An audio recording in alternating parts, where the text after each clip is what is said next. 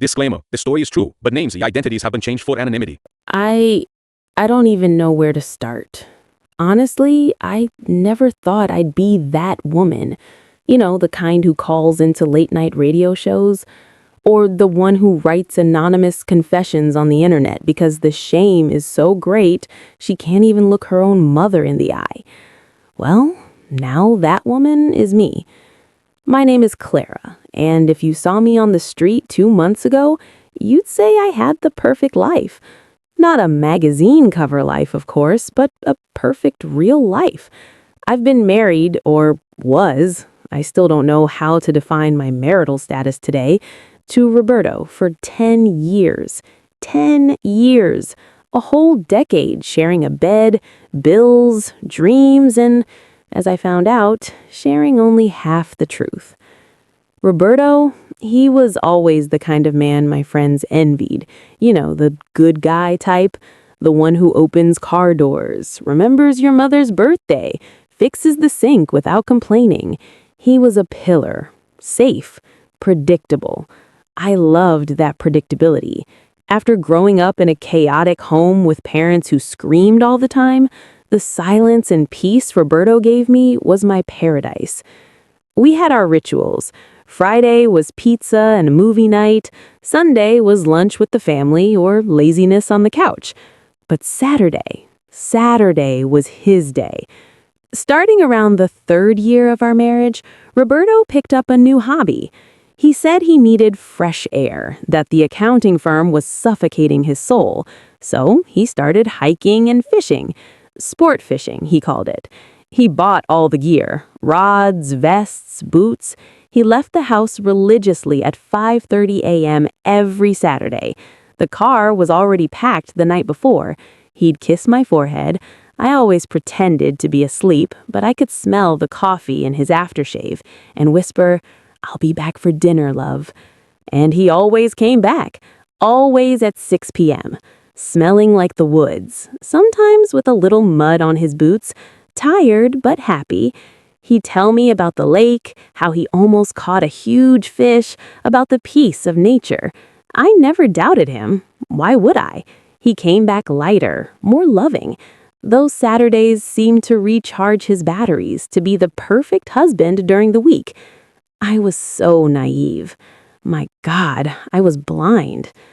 The change didn't happen suddenly. It wasn't like in the movies where you find a lipstick mark on a collar or smell cheap perfume. Roberto was too smart for that, too meticulous. He's an accountant, after all. He knows how to hide numbers. He knows how to hide tracks. It all started about 3 months ago. It was something so stupid, so small, that if I had blinked, I would have missed it. It was a Tuesday. Roberto had left the car at home because I needed to take the dog to the vet and my car was in the shop. He took an Uber to work. I took the keys to his SUV, that big car he used for his fishing trips, and went for a drive. While I was at a red light, his phone, which was connected to the car's Bluetooth, he had forgotten to disconnect the auto pairing, rang. But it wasn't a call. The dashboard showed a message notification. It wasn't WhatsApp. It was a Google Calendar reminder. You know, when you sync your account and the car shows your agenda? Yeah. The message on the dashboard just said, "Renewal, Apt 204, due today." I looked at it and frowned. Apt 204? We live in a house. His office is on the 5th floor. We don't own any rental properties. I thought, oh, it must be a client of his. He must have put the reminder in his personal calendar by mistake. The light turned green, I drove on, and I forgot about it. I swear to you, I completely forgot. But the human mind is funny, isn't it? It stores things in the subconscious and brings them back when you least expect it. The following Saturday, off he went, 5:30 a.m., the kiss on the forehead, the smell of coffee, the sound of the car engine fading away. I got up, made my tea, and went to clean the garage, something I had been putting off for weeks. As I was sweeping the corner where he kept his fishing gear, I accidentally knocked over a cooler. The lid fell off. I expected to see bait, lines, hooks, those gross synthetic worm things. But the cooler was empty, completely empty. No fish smell, no old scales, nothing.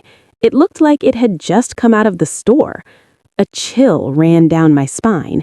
It wasn't a rational thought, it was a physical instinct. My stomach tied itself in knots. I bent down and opened his toolbox, that big green case. Inside, the fishing rods were dusty.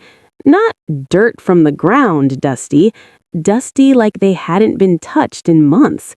There was a tiny spider web between the reel and the handle. I sat on the cold garage floor and stared at that spider web. If he goes fishing every Saturday, how does his equipment have a spider web on it? My mind started racing a mile a minute. I tried to find justifications. Maybe he rents the gear at the site. Maybe he uses his friend's rod. Maybe he doesn't even go fishing.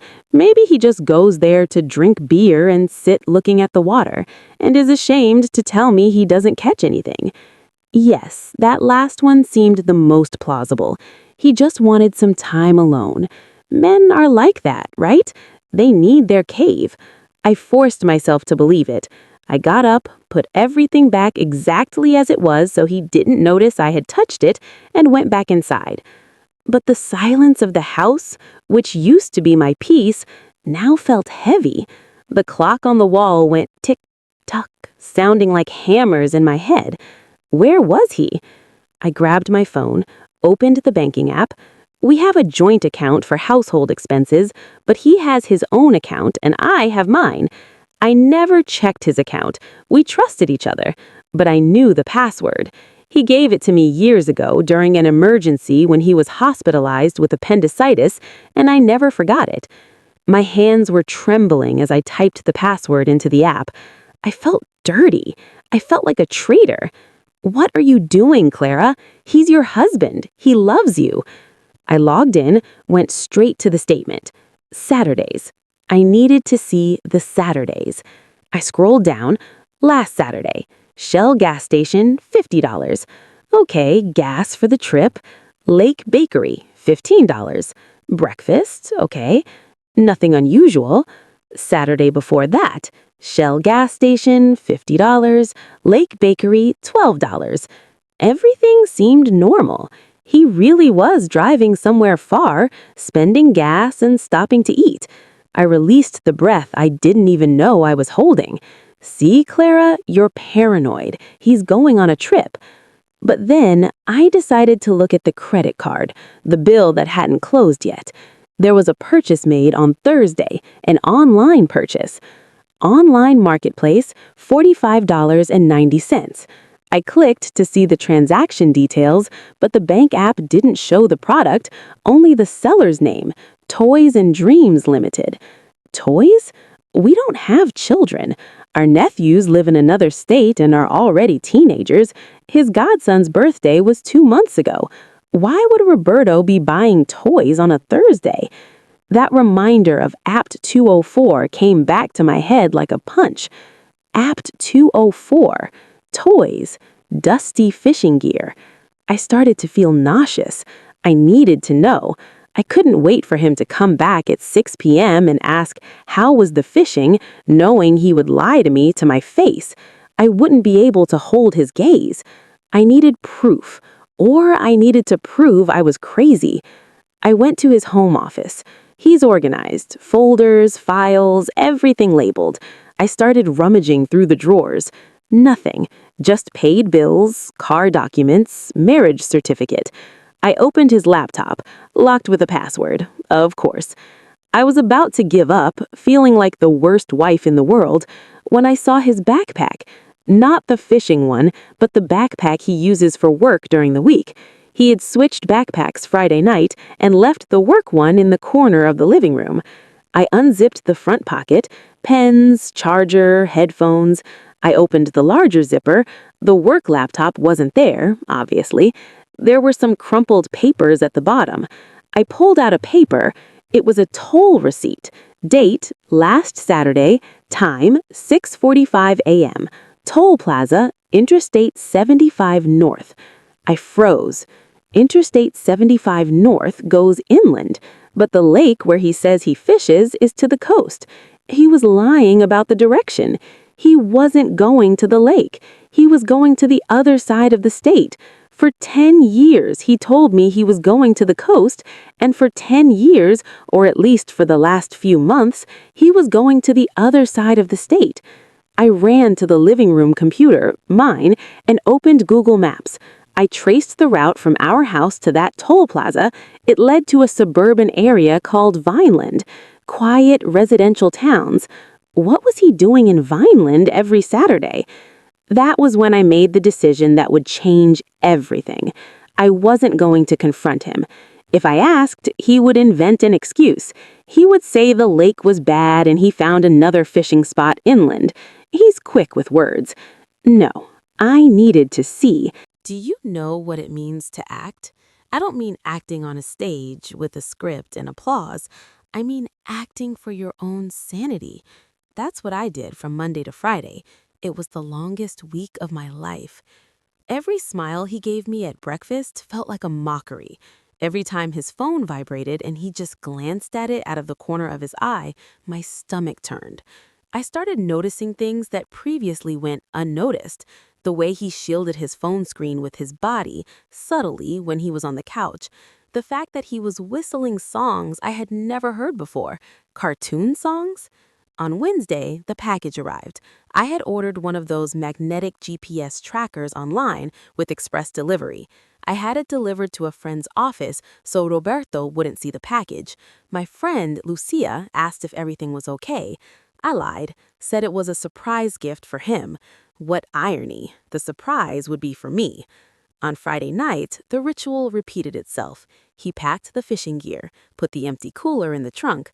I watched from the kitchen window, my heart in my throat.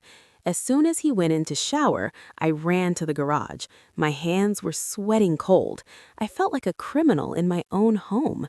I crouched behind the rear bumper of his SUV and felt for the metal part underneath the car. Click.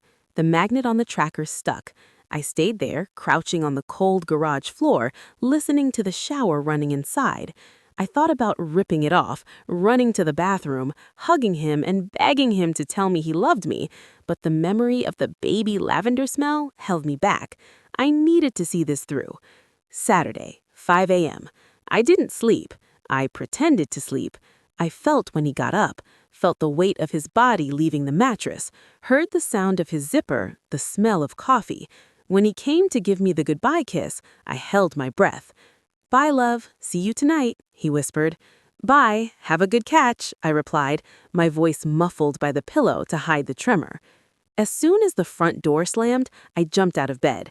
I didn't go to the window. I went to my phone, opened the tracker app. A red dot blinked on the screen. Vehicle in motion, 20 miles per hour. He was leaving the street. I had a plan. I couldn't follow him with my car. My car is a silver sedan that he knows from a mile away. If he looked in the rearview mirror, he'd know it was me. So I did something I never thought I'd do. The day before, I had rented a cheap car, a common white hatchback, from a neighborhood rental place and parked it 2 streets down. I got dressed in 3 minutes. Jeans, a baseball cap, sunglasses. Grabbed only the rental car key and my phone. Ran to the next street, got into the strange car smelling of stale cigarettes, and started the engine.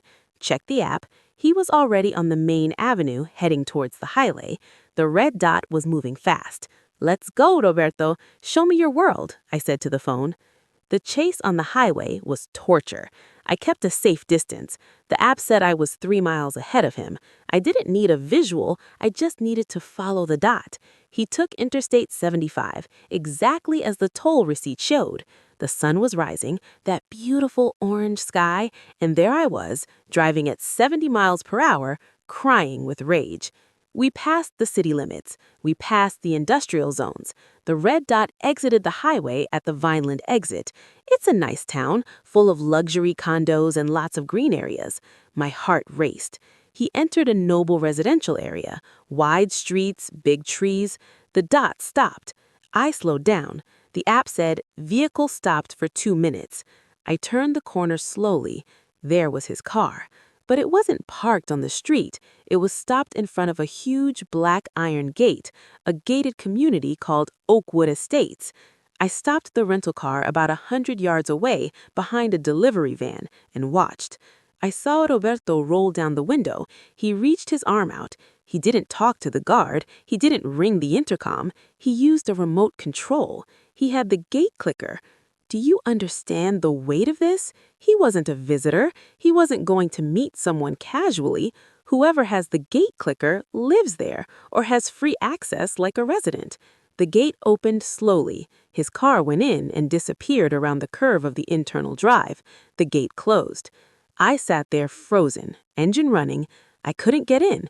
There was a guardhouse, armed security, cameras. What would I do? Ring the buzzer and say, "Hi, I'm the wife of the guy in the black car. I came to see his mistress." They'd never let me in. Check the watch. 07:15 a.m. I grabbed my phone and zoomed in on the GPS map. The red dot had stopped definitively, the exact location pinned right on top of a block of low-rise apartments at the back of the complex. Block C, apartment 204. That was it. I sat in that hot car for almost an hour thinking.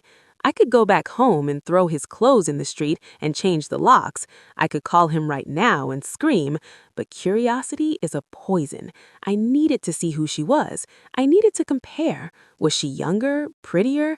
Did she like fishing? While I was daydreaming, I saw a moving truck arriving, a big yellow truck. It stopped at the gatehouse. The guard started talking, gesturing, filling out papers. The service gate opened. It was my moment of madness. I put the car in drive, waited for the truck to start accelerating through the gate. I glued myself to its rear bumper. It was risky. The gate could have closed on me. The guard could have blown a whistle, but the truck was long. The gate sensor stayed jammed open. I slipped in right behind it, pretending I was with the movers. The guard didn't even look. He was busy with his clipboard. I was in. My hands were shaking so much I could barely hold the steering wheel. I drove slowly, trying not to look lost, followed the signs, blocks A through D, found Roberto's car parked in a covered spot. The spot had a sign, 204. There was a child's tricycle thrown on the ground next to his spot, a pink tricycle. I parked my car in a visitor's spot a bit further away and went on foot, hid behind a pillar. Apartment 204 was on the second floor, facing the garden. The balcony had a safety net. And then the balcony door opened. Roberto walked out. He was barefoot, holding a cup of coffee. He looked at peace. He stretched, smiling at the sun, that same sun he said he watched at the fishing lake. And then a child ran out onto the balcony, a girl. Must have been about 4 or 5 years old. Curly, dark hair. She ran and hugged his legs. "Daddy, Daddy, look!" I could hear her tiny voice from down here. I froze. The world stopped. The sound of birds vanished. I only heard a buzzing in my ear. Daddy. She called him Daddy. Not uncle, not godfather. Daddy. Roberto bent down, picked the girl up, and kissed her cheek with an affection I hadn't seen in years. He laughed at something she said. And then the woman appeared. I expected a 20-year-old model, expected a femme fatale secretary, but the woman who came out onto the balcony and hugged the two of them, she looked like me. Hair up in a messy bun, baggy, oversized t-shirt, sleepy face. She rested her head on his shoulder and he kissed her forehead. It was a scene from a margarine commercial. A happy family, complete. A family that had existed for at least 5 years, judging by the girl's age.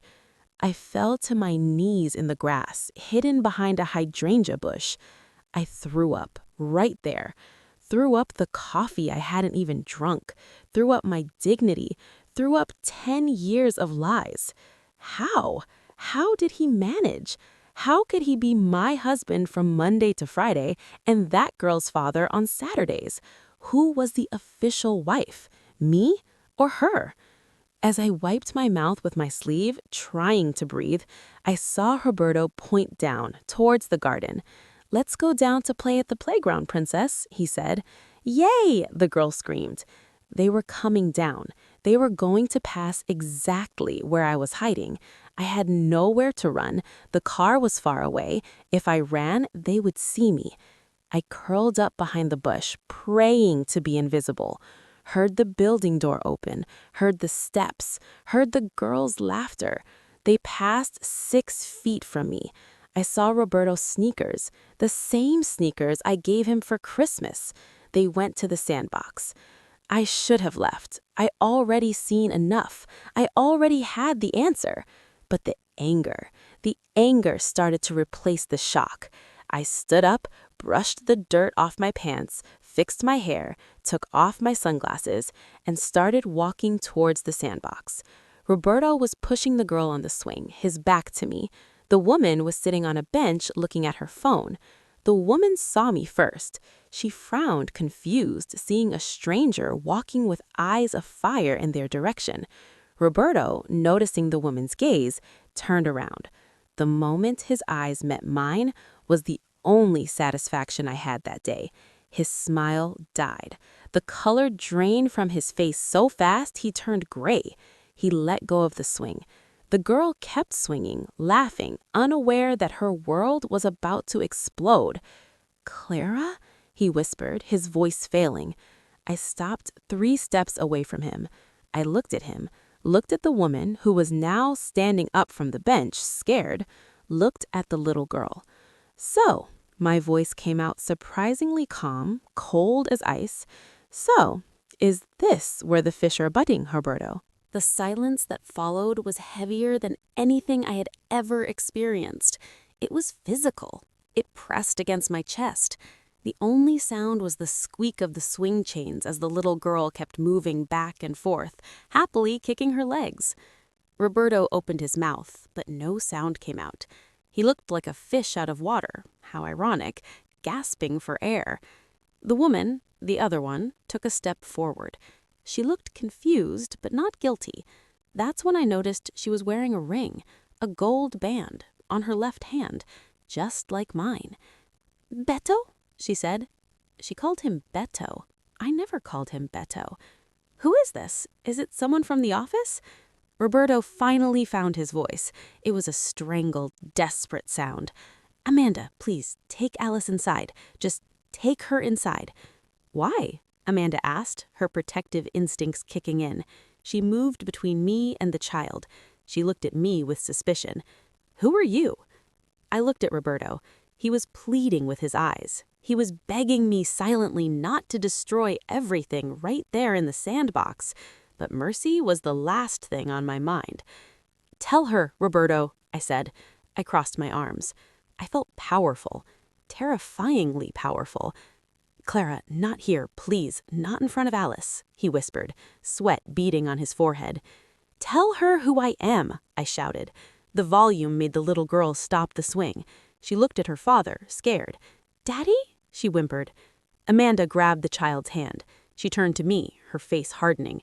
"Look, I don't know who you are, but you're scaring my daughter. You need to leave before I call security." "Security?" I laughed, a dry, humorless laugh. "Go ahead, call them. Tell them Roberto's wife is here." The word hung in the air. Wife. Amanda froze.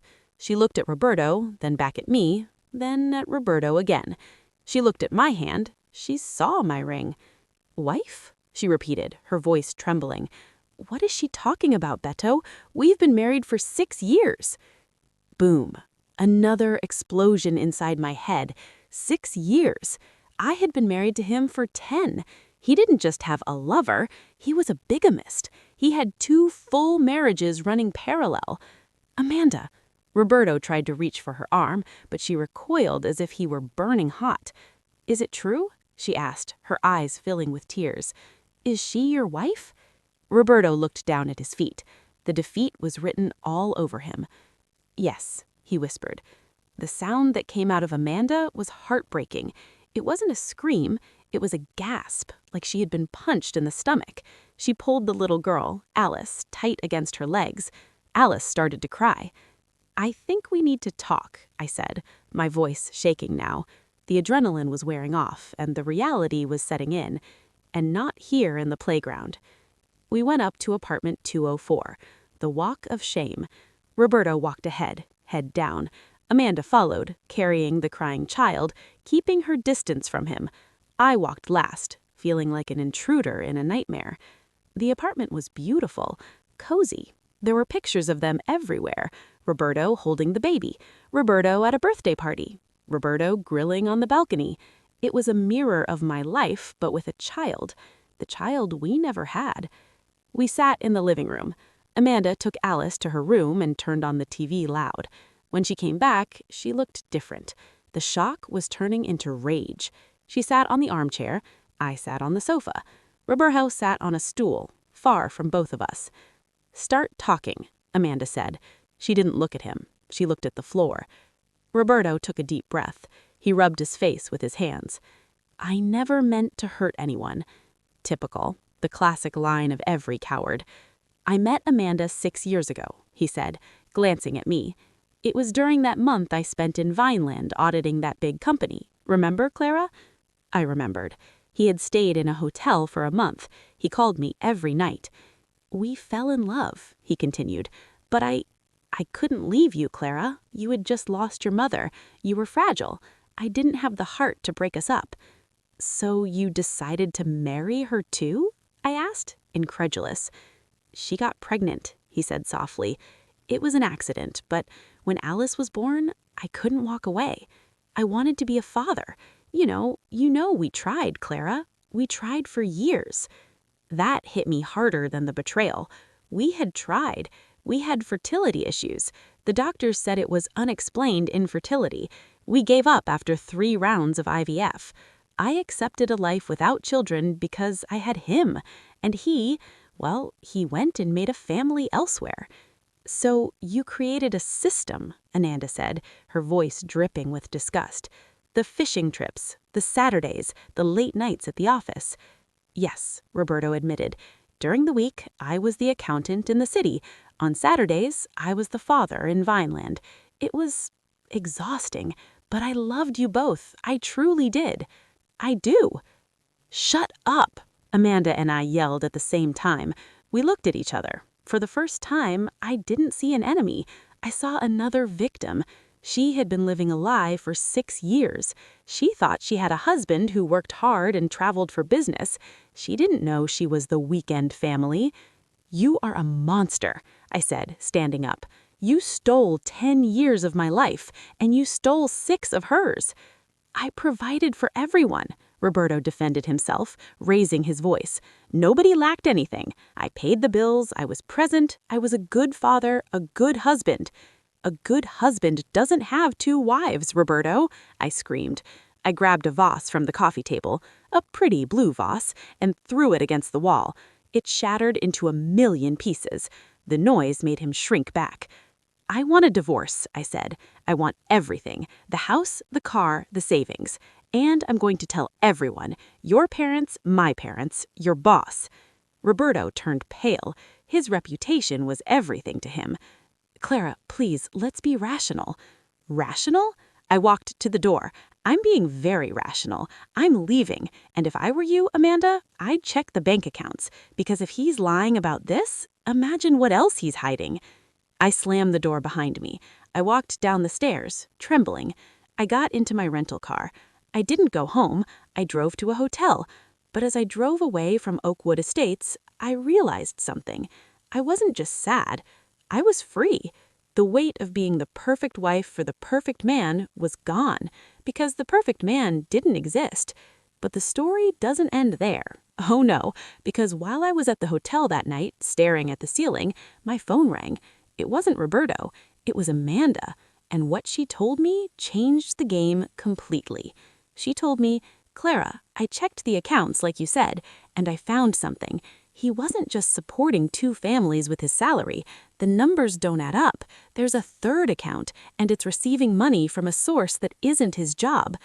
Roberto wasn't just a cheater. He was into something illegal, and now both his wives were about to become his biggest nightmare. I drove back to Vineland that same night, but this time I wasn't stalking a husband. I was meeting an ally. Amanda met me at a 24-hour diner near the highway. She looked terrible, eyes swollen, makeup smeared, but there was a fire in her gaze that I recognized.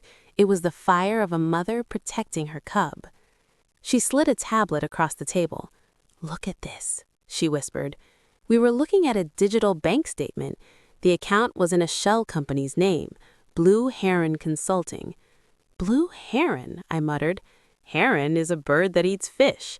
He really committed to the fishing theme, didn't he? We scrolled through the transactions. The money wasn't coming from his salary. It was coming in chunks. $10,000 here, $15,000 there, all transfers from different corporate accounts that belonged to his biggest accounting clients. Roberto wasn't just a bigamist, he was an embezzler. He had been skimming money from his clients for years to fund his double life. 2 houses, 2 cars, private school for Alice, expensive gifts. It cost a fortune to keep 2 women happy and ignorant. "He's cooking the books," I said, feeling a mix of horror and thrill. "He's stealing from the companies he audits." Amanda looked at me. "If he goes down for this, he goes to prison for a long time." "He deserves it," I said. "He lied to us, he used us, and he put Alice's future at risk with this dirty money." Amanda took a deep breath and nodded. "Let's do it. Let's burn him down." The next 48 hours were a blur of lawyers and detectives. We didn't confront him again. We went straight to the authorities. I went to the police with the proof of bigamy, which is a crime, though rarely prosecuted on its own, and Amanda provided access to the financial documents she found on his backup hard drive. The FBI, or the Financial Crimes Division, was very interested. Apparently, they had been looking for a leak in one of those client companies for months. Roberto was the leak. Sunday evening, Roberto came back to my house. He thought he could manage the situation. He thought he could talk me down, then go to Amanda and talk her down. Narcissists always think they can outsmart everyone.